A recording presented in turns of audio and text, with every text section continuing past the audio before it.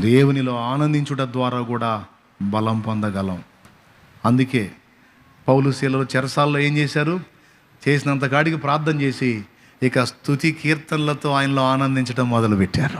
ఒళ్ళంతా గొల్లై తనులు తిని గందరగోళం అయిపోయిన వాళ్ళు, అమ్మా అయ్యా మనమైతే ఇది డైలాగ్, కానీ వాళ్ళు అలా లేరు. వాళ్ళు ఆయన నామము నిమిత్తము దెబ్బలు తిన్నందుకు సంతోషపడుతూ ఎంత ధన్యత దక్కింది దేవా.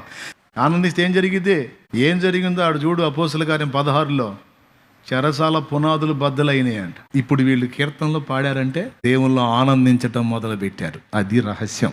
ఎప్పుడైతే వాళ్ళు దేవుని మయంపరుస్తూ కాళ్ళు కదలకుండా బిగించబడి కూడా ఇట్లా కూర్చొని కూడా వాళ్ళు పాటలు పాడి దేవుల్లో ఆనందించడం ఎప్పుడైతే మొదలు పెట్టారో పరిశుద్ధాత్మ శక్తి అభిషేకం అక్కడికి దిగి రావటం జరిగింది. ఆనందం కలిగినప్పుడు కీర్తనే, ఆనందం కలగాలన్నా కీర్తనే. తెలుసుకోండి రహస్యం. దేవుని పాటల్లో ఆ శక్తి ఉంది.